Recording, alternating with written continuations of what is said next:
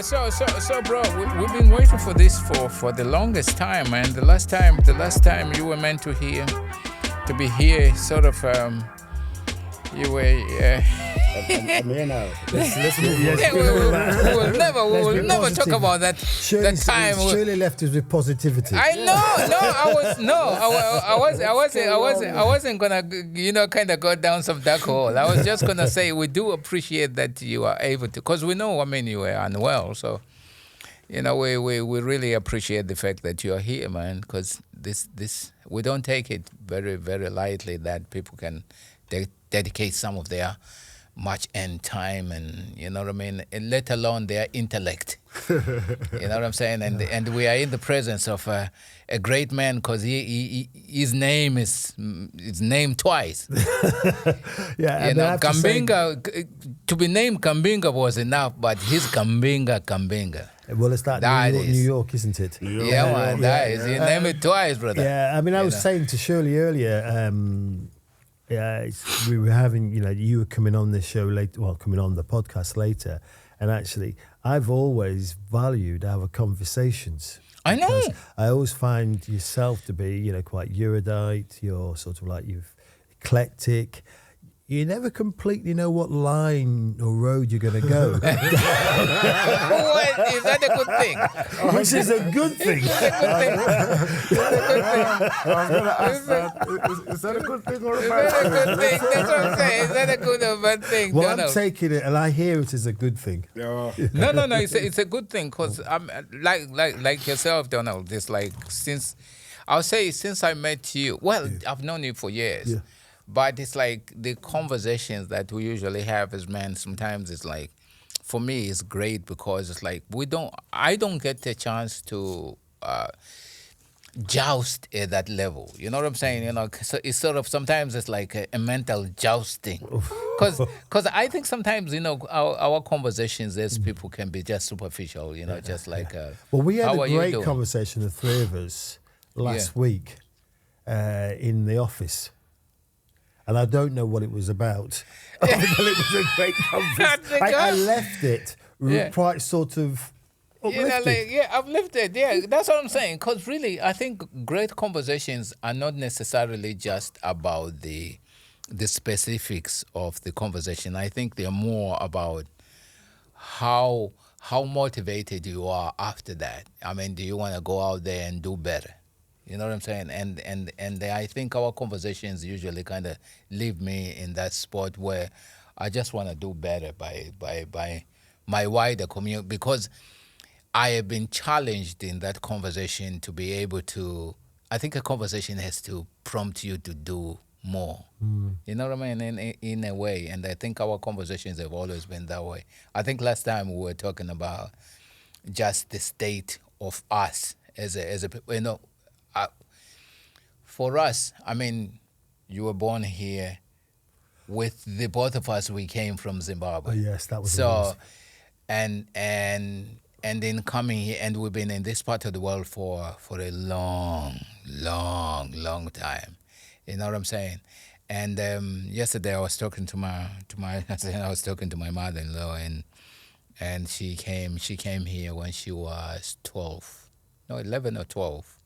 To Sheffield, directly to Sheffield. And she regaled me of a Sheffield that was very welcoming. It gave a sense of community, because where they lived, I think they were the only black family in Sheffield, and they just went into each other's houses. They didn't have... Because I asked her, so what about the community, though? Didn't you have a black community? They said, no, there wasn't. There wasn't that sense of, because we were in this neighborhood that we went to the school together with everyone else, but we didn't have...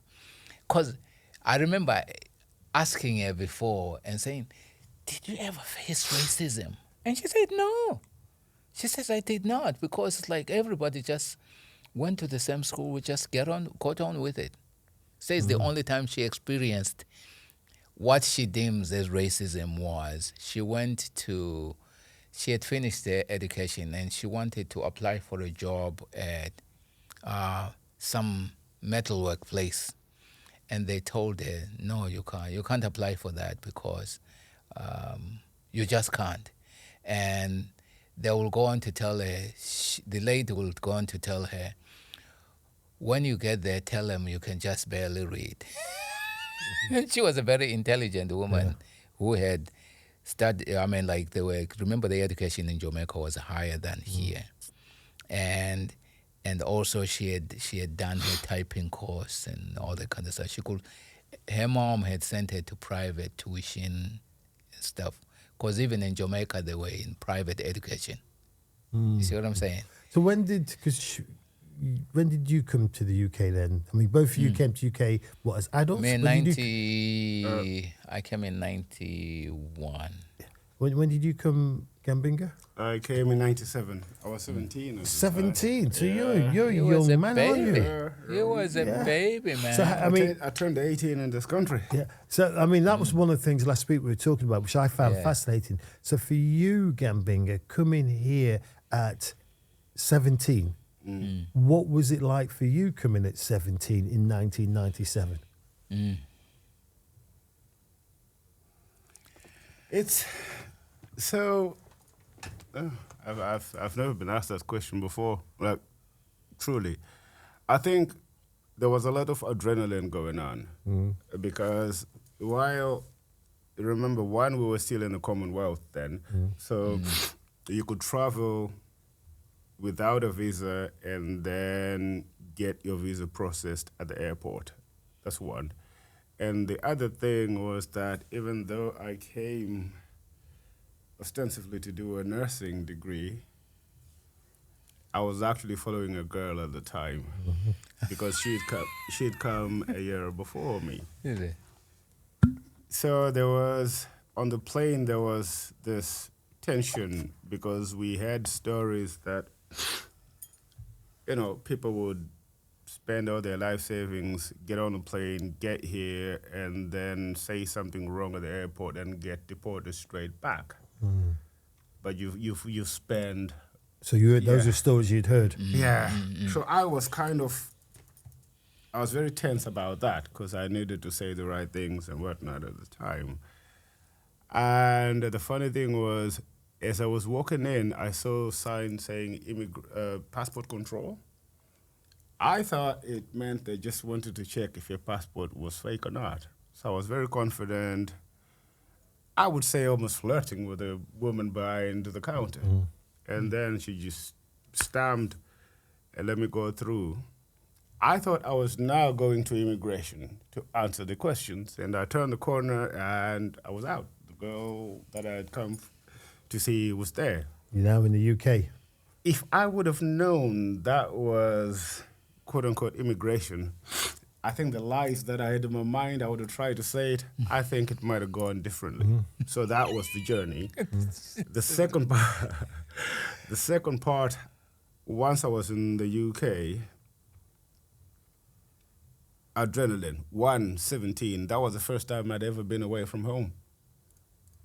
And 2, I was with the love of my life. So there was a lot of, and then I was also starting uni, there was a lot of just new things, but also playing it grown up and whatnot. So the first year or two were pretty good. Like really, really good. I don't think I've ever had that much fun in my life, but that was also around the time that symptoms of my bipolar started getting more and more pronounced, so things started to get darker. But I think the first couple of years in the country were formative. Formative. Yeah. Did you come when you were a bit older then? Me, I came at 20, I was 23, I think. Oh, so still a young man then? Yeah, I came in 90. So I came in 91. I was born in 69. So I was 23. Not 22, 23, around 23. And for me, I had already been. Because remember, I had come the year previously to shoot a film here. I was working with Warner Brothers. So my first time around, I had come here, like... As a movie star? As a movie star, kind of business class, bro. Business class, man. I came in business class, and so it stayed, like at Holiday Inn in Crawley, East Sussex, and it was glorious.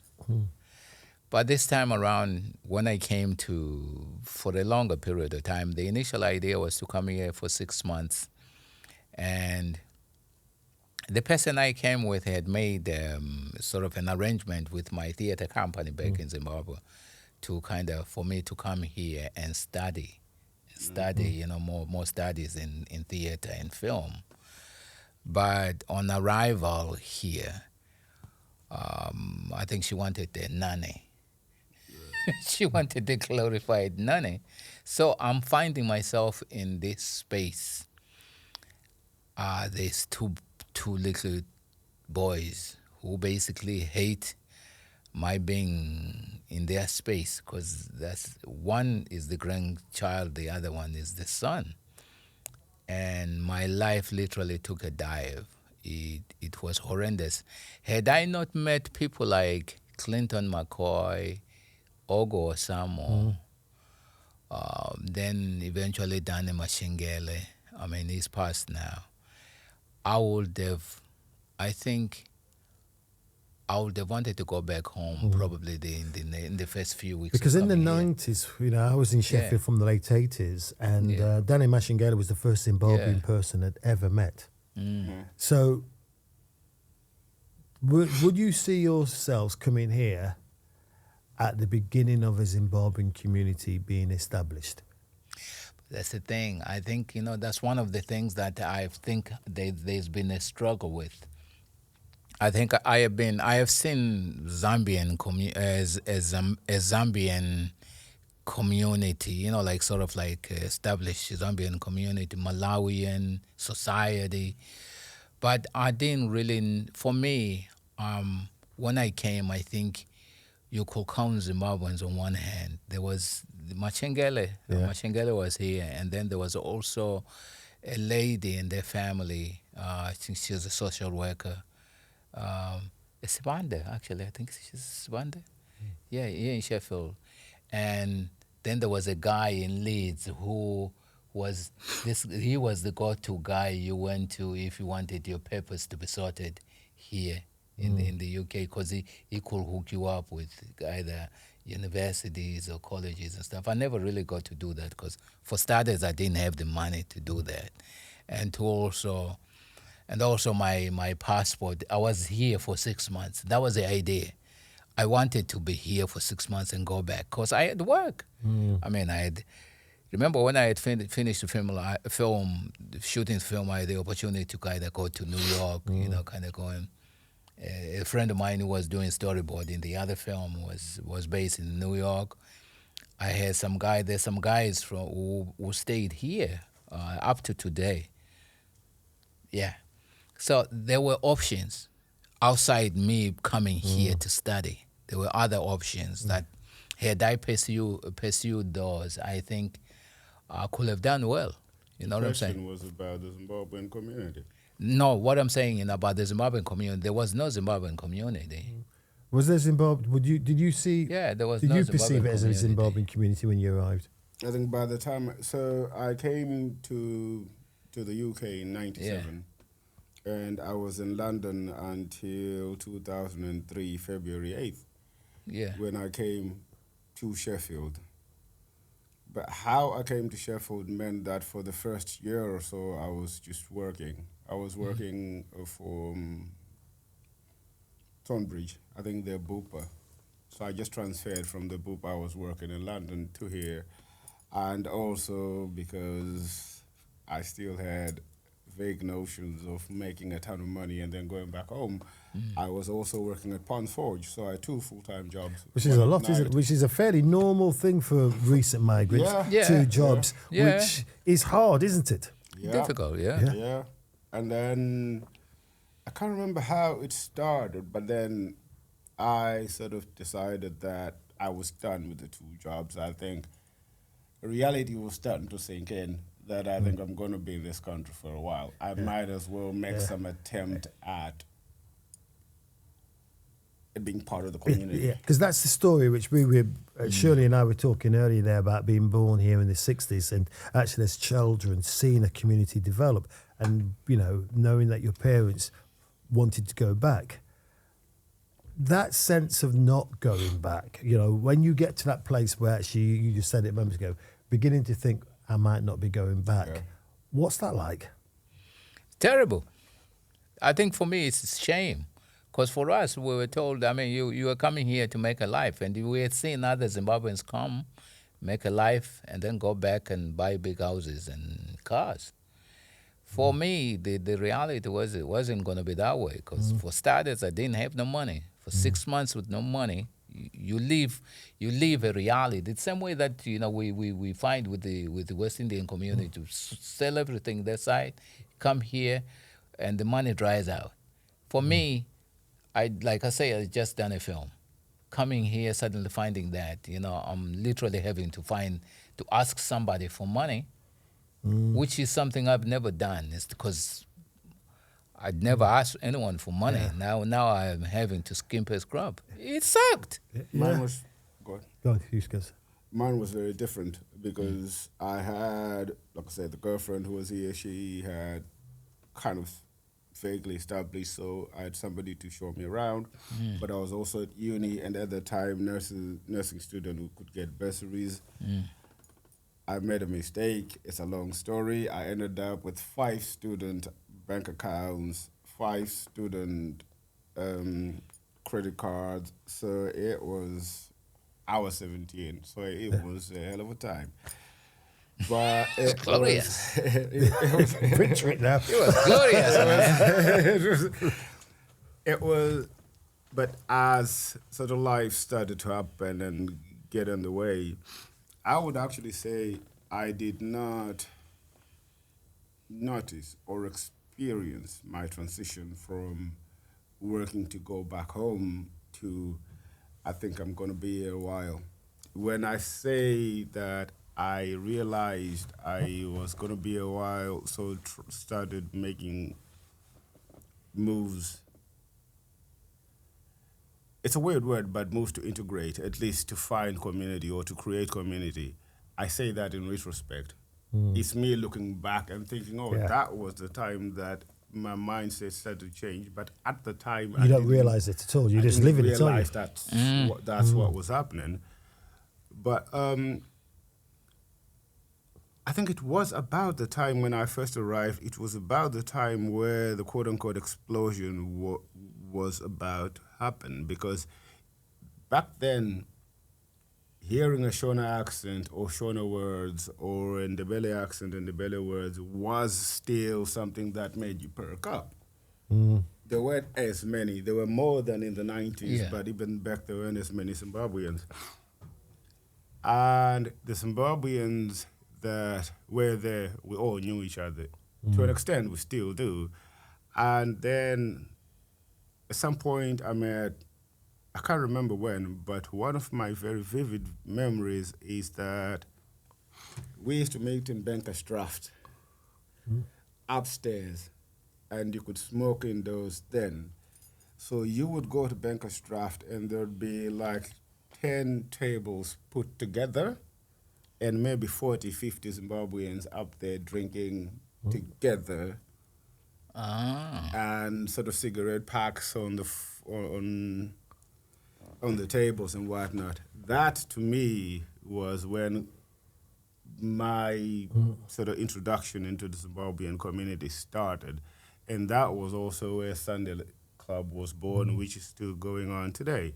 And then from then on, there were different offshoots because some people, for example, would then also go to church, invite some folks to go to church.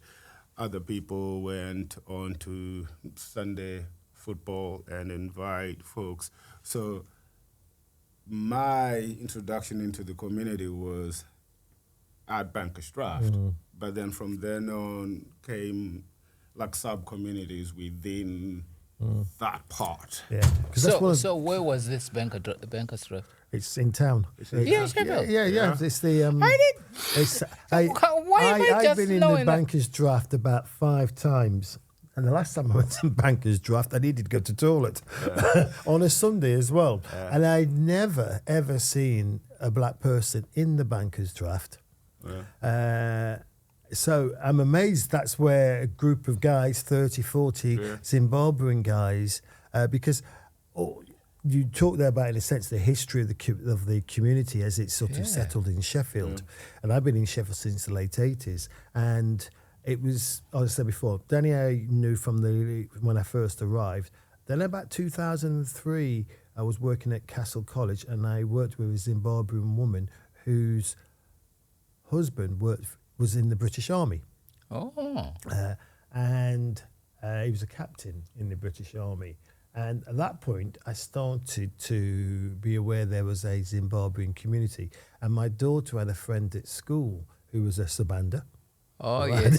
Where did she go? She went to Lowfield. Lowfield. Yeah. Oh, okay. And then when I got, and that was, so in that period, beginning to be aware. But we were talking earlier with Shirley there about, we were talking about the Caribbean community. And I'm interested, I said to you I was interested because, we were sort of saying, well, you don't know where, geographically, there isn't really a place where the Caribbean community is anymore. Has there ever been a geographical space for the Zimbabwean community? And it might be actually, there isn't any geographical space for any black community, bar maybe Somali community in this city. Probably. That actually, black communities, we don't exist in that physical, geographical sense. I think probably at some point, because you remember, the people talk about square. Yes, Havelock Square. Square for the black community. Initially, there was a big influx of them there until the Somali community came. Yeah. And then also you hear about Mearsbrook. Yes, back in the day, there yes. were some families that were known to be around. And Nether Edge as well. And Nether Edge. Yeah, but all by about the late 90s, they've all sort of dissipated as such there. But I think we are a community that, once you make a little money, you don't want to live in the neighborhood where you grew up. You go over to some expensive part of town and buy a big house. That might be the case. Or it could be. That's what people do. People feel as if they want to go somewhere else. But the end result is that you don't have, for instance, a area of the city where you could say, that's where I'm going to go, and I'm going to just walk down the street and there'll be Zimbabwean living down there. But that's what I'm saying. I think that's why I'm amazed at what Gambinga is saying about his experience, because it's only like 6 years in between me coming and him coming. But he doesn't come until 2003. What? No, to I Sheffield. thought it was 97. I was in London. From 97. It came in, comes up to here. A decade. So that's quite a day. I think there's also two things. One, to point to a quirk of, I think it's urban planning. While there is not a black community geographically anymore, not really, there is an odd number of black folks that end up being put in places where the council decides that they're going to put all the quote-unquote undesirables. Yes, I think that does exist. That happens. I say that to say this. I lived in Low Ages for a little bit, just after the pandemic. And it's a very odd place, Low Ages. It is. It's quite high up, isn't it? It's windswept. It's high up, and also it's one of the ones quite a lot like Upperthorpe, in that there's one road. Yeah. Low Ages is on the one side, Green Hill is on the other side, but the difference is night and day. Yeah. That's one. And also two, the elderly white people that have been there forever, that are still, even to this day, quite proud of where they came from, and you will see little gardens, and you can tell that however tricky life is becoming, they're still trying to make something out of where they live. And then you also see a lot of the folks that were sent there because they'd asbos and whatnot and they'd been thrown elsewhere, and the city at the time decided that they would send everybody to low wages. That's that. And then you also see, again, houses that have a very similar pride in how they're kept to the old white folks, and those are almost always black folks' homes that people bought as their first home because it was cheap there, they went and bought there. And so you see a very big difference in how people relate that's fascinating, to the place. because I live near Gleedless, and I'd imagine Gleedless is similar, because you see that mix you said there, quite an interesting mix there, those old white folks who've been there forever.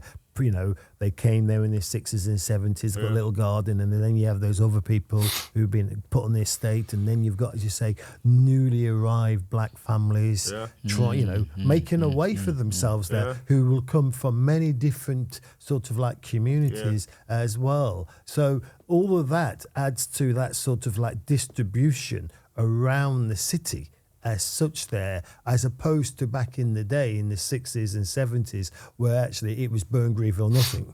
Oh yeah, that's it. That's it. And I think that also adds, in many senses, to the friction in some of these places, because you get the sense that the folks, especially the folks that were thrown there because they'd been thrown out everywhere else and ended up in these places, you hear them saying, do you think you're better than us? Because, you and your fancy job, or you and your fancy little house and whatnot. And then the folks that move there thinking I'm starting a home, they very quickly move out. So then there's a sense of, I was starting my new house and and then the welcome then becomes, whoa, I'm going to move somewhere else. So that's why you'll see that sometimes people have 4 or 5 houses trying to find some version of home, not for the reason that most people move because they've got more kids, they need a big house, but it's more that the places that they could probably afford were also the places that, because of this weird urban planning, house a lot of really angry people. Yeah, I mean, it's interesting that because one of the things. I like that. No, I like the way you put it. Your house is very angry people. Yeah, I think it does. I mean, but that angriness then can show itself in racism. It does. Yes. Yeah. So I mean, in my when I worked in the college there, we'd get stories. Stories where students would say they've been hounded out. Where they've had literally this shit through the letterbox, the door been on the wall, the name calling, etc. there. Now, and they live on these estates, etc. And I'm not trying to damn these estates at all there, but this would be the experience of some of the people there. And even if they didn't have those really extreme experiences, just that feeling of being isolated must have an effect on children. You're growing up with that there, then actually that's going to sort of like put a pressure on you, because what you want is safety. We're using this word safety. I want to go home and I want to be safe. No, that's But if I'm not going home and being safe, then that must undermine you. And also, let's be clear here, because this idea of home, I think a lot of times, and I don't know if it's because we've lost our way or it's because it's just quote-unquote progress, we've forgotten what home means. Now we tend to think that home means the spaces in which you are sort of allowed. As long as there's no law that says you cannot move into this house or that you cannot buy this house, we think you buying that house, that means the house is now home. No, it just means it's a house that you bought because you could afford it or the bank gave you the money, and that's it. Home is a place where you belong. And that is a big missing part, because we focus on this idea of inclusion and whatnot, which is a legal idea. You cannot legally do this, you'll be arrested. The belonging piece is a social idea. It's a community idea. It's the fact that you feel, to go old school, you feel that you could borrow sugar from the next guy. That is home. The fact that we thought that, the kids could run around or whatever, or even the fact that, think about this, you find more people calling places home in places where you don't find mattresses on the street. If you find trash on the street, that is one of the ways that you can tell that people think this is a house. People think that I'm moving as soon as I come here. I am leaving. The places where home is places where you've got Cromwell Street litter pickers. People go out on a Saturday with kids and whatnot. Well, I was Safi, the counsellor. She was talking about how many young people she gets doing litter picking in Burngreave. That is people feeling this is my place. Home. This is home. Yeah. They do that because they have value in where they live. Yes. Yeah. And they want to be a part of something, a community, which again, all the sorts of things which actually, you took that word belonging, that concept of belonging there, which, again, this is very much about, we've got Gambinga here, and, this is a podcast there about black men's mental health there, but it's about mental health full stop. No, it is about mental health here. Belonging clearly is a massive contributor to our well-being. If we feel that we belong somewhere, even on that street where we live, never mind the bigger concept of belonging to this country. No, I mean, going back to something that you said you knew at some point that you were going to be here for a long time. How did that, kind of present itself? Because I didn't see it. And again, this is looking back. It starts to look like a plan to buy something bigger and have less money in the bank. It starts to look like the kind of relationships that you're looking for. You're not, to be crude, looking for one and done. You actually starting to think, this could be a relationship here. I want a relationship here. You, even in your brighter moments, you start looking at, can I do a master's here? You were not planning year per year. You start longer term plans. You start buying things that last longer. I think that's how it looked for me. You're investing, aren't you? In where you are. Yeah, and to go back a little bit to the belonging piece, when you were saying it's more about belonging to the, let alone belonging to the country. The belonging bit is two parts, isn't it? It's that, one, you need to feel that the people around you appreciate you. They recognize that you are not there. You don't want to come back next week and then somebody, we didn't know you were gone. As you say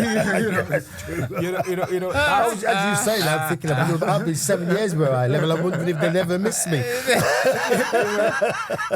There's that piece, the community piece, that belonging comes from other people. But also there's this, what I've recently decided is my life's purpose is to get as many people to be as close as possible to saying yes to this one question. Can you be you where you are and still belong?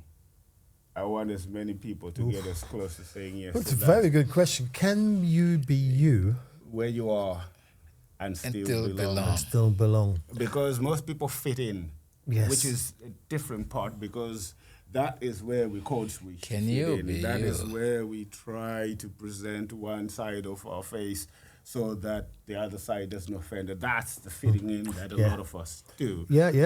And the fitting in has a lot of rubber, sort of tight bits to it. It has friction to it, etc. All the things which, we've usually talked before about weathering there, it wears you down. Which is where the belonging bit and the mental health bit start to come together. Yeah. Because unless you belong, unless you can be wholly you, and the community within which you are accepts you as is, the best you can do is to fit in. Yeah. And that's where the weathering comes in. Yeah. That's where the play acting, code switching, like I said before. Yeah, I can hear that. Yeah. But on that then, that would mean, for many of us, you use a phrase often about living in this part of the world. Yeah. Then ultimately living in this part of the world where we are a minority is actually, it's damaging. No, it is. It's damaging, and actually, last night in the news they were in America and they're interviewing these black male motorcyclists. Yeah. They're my sort of age. They've all got leather. They've got these sort of emblems there. Yeah. And the guy says, the journalist says to this American guy, well, what would you do if Trump got elected? And he said, I'm making plans. He said, what sort of plans? I'm leaving and I'm back to Africa. Now, I don't know how serious he is, but he was wanting to sound really serious. Yeah. So, we've sort of touched upon this before. If we wanted to be wholly you, whatever wholly you is, that's one of the questions then. Yeah. And then the second bit, where you are. The where you are is here in Sheffield, in Britain, and to belong. Yeah. That it might mean that actually you have to make quite a big move. Yeah. No, And most of us are not prepared to make that big move because actually a part of that fitting in is to take, as they used to say, the king's shilling nearly. You take the material. There's a material well-being maybe which you're not prepared to sacrifice for elsewhere. And that's where it becomes interesting for people like Lungani and I. Because, and you to an extent, but more first-generation immigrants that have been, like I've been in this country longer than I was back home. Yes. I've got more memories of this country because, let's say, the first 5 years of my life I don't remember. So I remember at best probably 12 years of being in Zimbabwe. As a child, really? Yeah, my whole adult life was here. My sort of the calcification of my identity happened here. The formation was back home, obviously, but it was here. So now I don't wholly belong here and cannot be whole here and belong. But also have been so far and so long away that I'm also a tourist there. Yeah. So you are Nowherean. So then either you get to find a way to say wherever I stand is home, and then find a way to make, I think it was Toni Morrison, it's a beautiful, beautiful line, but I can't remember it. But she was talking about the people that are always relegated to the edges, us and trans people, gay people, or minority religions. Wherever you're not in the majority, the center is always for the majority, or those with power, and everybody else is in the edges. And Toni Morrison was saying she was going to plant her feet at the edges and make that home and exercise so much of herself, be so much herself, that the center would move to the edge to her. Now, not everybody's got that sort of will to do it, but for me, the tricky part, at least, to try and answer this question, which is why I said it's going to have to be my life purpose, is how can we do that, with the duality of being both immigrant and African when I'm here, and then African and Englishman when I'm home. Yeah. Because I know it was this year, wasn't it, Lungani? You went back home. Oh, yeah. And oh, yeah. you came back and you seem to be quite sort of like, there's discomfort Oh, yeah. on your return. Is that fair to say? No, there was. Yeah. I think for me it was I think we always romanticize the space where we think we belong. I mean, like more so now. Actually, I'll say probably for the last couple of weeks, this question of belonging has come up. It did happen in the last podcast recording. I think for me it wasn't. I think being home was jarring. It was jarring. I mean, I had not been home for a long while.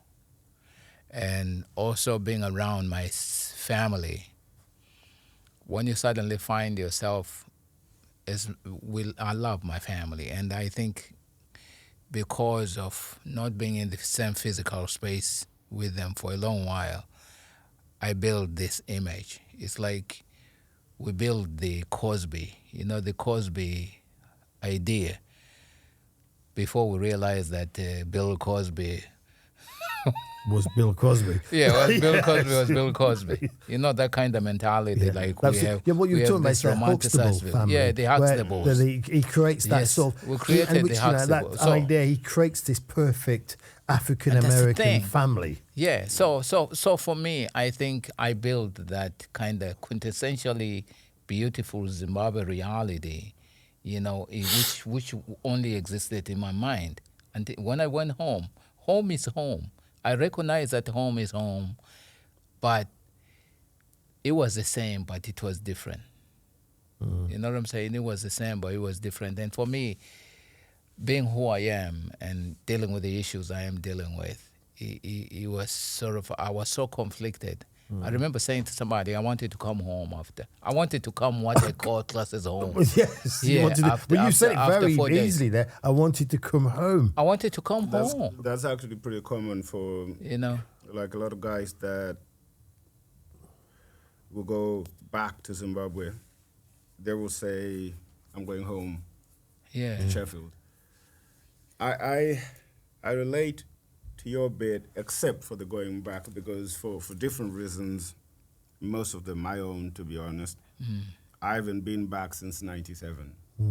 So I am intellectually aware that home is not what was.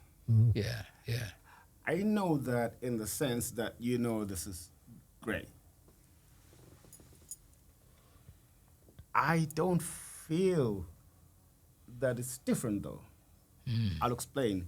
My sister is 3 years younger than me. But most times when I remember, I have to correct her age up because she turns up in my mind as when I last saw her. The last time you saw her was 97? 97, yeah. So she's forever 15. Yes. And a lot of the things about home turn up as the best versions of what they were in 97. And we know that the economy it fell apart. We know a lot of things have gone wrong. But we also know, as most things, one of the first casualties of be it war or economic collapse is almost always, for lack of a better word, morals. Because you were not thinking about how best to do what's best for the community. You need to eat. Yeah. So we've got a lot of stories about people that could really be trusted before because people were trying to do businesses and whatnot. And you send money home to uncles and they sorted it out. When things went wrong, uncles started thieving and whatnot. So families fell apart. And a lot of our sort of cultural community cohesion type things, like, for example, if somebody dies, everybody in the neighborhood would sort of $1 here, $1 there, and then they would bring food and then things happened. But then AIDS came, and then the collapse came. Yeah. I was already here when the worst of it happened. So now, none of this happens because when AIDS meant a lot of people died, so you couldn't really afford to put money out. Yeah. And then the economy collapsed. So not only were a lot of people dying, you didn't have any money. So extended families are pretty much as much a thing of the past as they are here, because nobody could afford to feed my uncle's children. I can't feed my own. So all that I'm saying, I know it as fact, but I don't feel it. And as you're talking, that's such a for the community, that's quite a collective memory, then, isn't it? Yeah. A collective sense of, if what you've just described in yourself there, if that's multiplied into the number of people who live in the city of Sheffield as a community, it's quite a lot then for a community to actually have in its head, isn't it? Because they talk about intergenerational, you talked this today about trauma. And this is sort of a cross-communal trauma, isn't it? And this happened in our lifetime. In our lifetime, No, yes. they say. Yeah. They say, bro. But I think also, like you were talking about, bank draft and all the kind of. I didn't have that experience, even though we were just literally probably like separated by a few minutes. I didn't have that because for me, when I came here, again in retrospect, because my discomfort at the time was caused by somebody I came with from home. I then distanced myself from the whole Zimbabwean community because for me, it was the source of my crisis. And it was the source of my trauma back home caused by my own. So now I'm here, I'm then latching on to the community that accepted me and extended a hand. That's why for me, when people say, oh, yeah, the Nigerians are this and the Nigerians are... I'm like, no, my experience with Nigerians is my bigger brother is Nigerian when I refer to Ogo, because Ogo was the first person who took me to his home and didn't ask me for a penny for over a year. You see what I'm saying? And to me, when my Zimbabwean person would lock their house when I was out at the hub, and I come home and try and get in, I find that I can't put the key through the door. That feels dangerously close, like then a Clinton, white person saying a black person robbed me, so now I'm racist. That's what I'm saying. So no, but this is the thing. Then there's one person that then Clinton McCoy will say, "Come and sleep on my couch." But that's what I'm saying. For me, I think when you react to the instance at that moment, either you're bound to make decisions that are wrong because they are based on the emotion of that moment. You are not looking at the thing from a wider, bigger perspective. That's how your experience. That's what I'm saying. So for me... But I was interested there, what you're saying there about, how those personal experiences here, they connect with back home as well. That's it. And how it can actually make you sort of make a distance. Even if it's in retrospect, in hindsight, it's a distance which actually you could say, I wish I hadn't made that distance. You see it, in so many communities. In the black community in general, people, will have relationships. We talked about, gay relationships. They will have relationships with people from other communities, white, Asian, etc. And they will make a distance from their own community. That's the thing. It's unfortunate. Which they may look back in time and say to themselves, I wish I hadn't made such a big distance. But I've made that big distance. No, but this is the thing. I think to your point, we intellectualize our relationship with our genesis. Like initially when I asked Shelley, who is Lungani without his crisis, without his initial trauma, that thing that broke him at the beginning? Who am I without that? Because I can't see me without that. So Well, my you can't experience now. Yeah, now because my experience is a culmination of Of everything all of those that I've things. dealt with. Yes. But somehow in processing that, sometimes it's kind of difficult to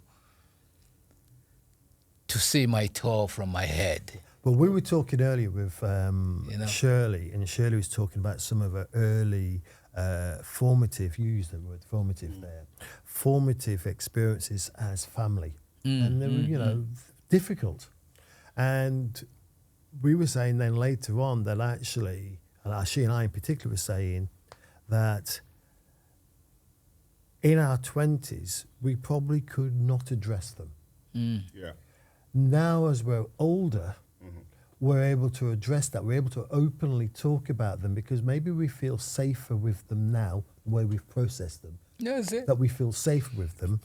We're also aware that people are talking about these early formative experiences, which were difficult in some cases, and not feeling all of that immediate emotion, that heat of emotion, which you get from when you think about it, it makes you feel really unsettled again. Yeah, you're not. There's no distance for you to intellectualize it. It's just it makes me feel uneasy. Is someone wanting this to come out? It makes you feel upset. Yeah, That's the thing. and it's Isn't it half past? Yeah, half past. Yeah, we've got 10 minutes here. Yeah. So I think it's one of those things there which, you were saying, and I love that phrase you had about formative and calcifying, that actually here you are in your adult life here. Yeah. And, for both of you, all my life has been here in Britain. Yeah. I have no reference point to anywhere else other than, I've been back to Jamaica a few times and my family are Jamaican. But more than that, I don't have. So that question, that big question you ask, who you are, can you be who you are? The way you are and still belong, yeah. And I can't answer that.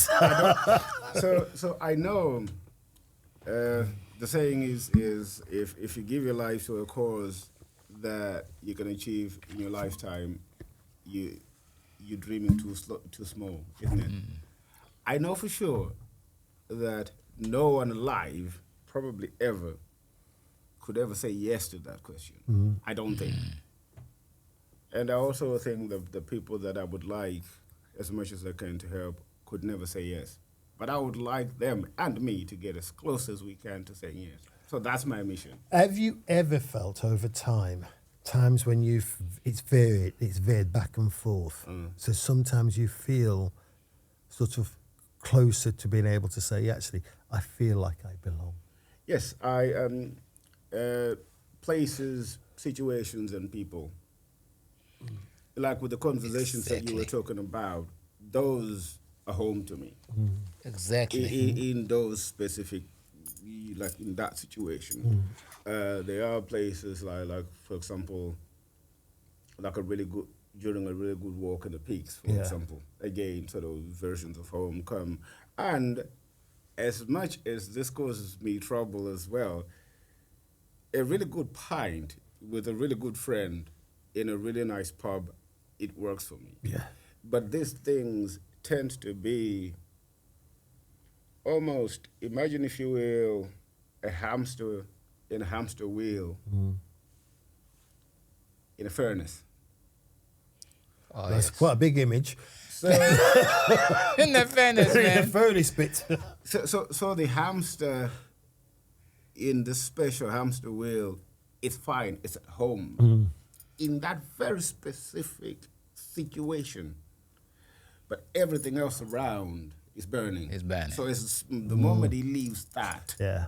then the whole thing fall apart. So at home when I'm having conversations with you guys, the moment that I am now on the phone talking to somebody on the ward, the conversation is very different because now there's the code switching and whatnot.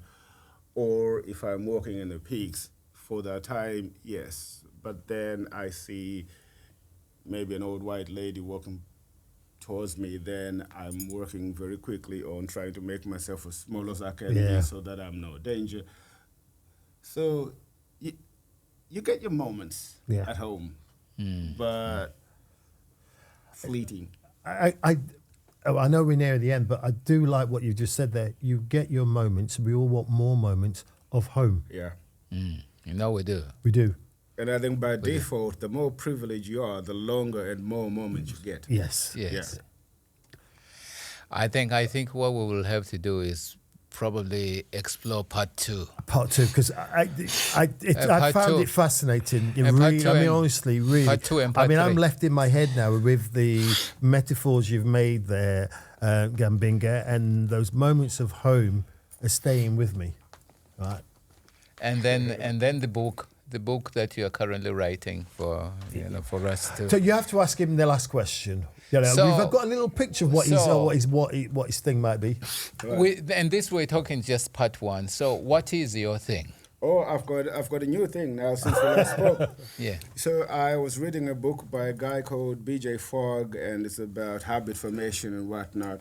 And he's got what he calls the Maui habit. And for him, it's every morning he wakes up, when he puts his feet on the floor, he says, today is going to be a good day.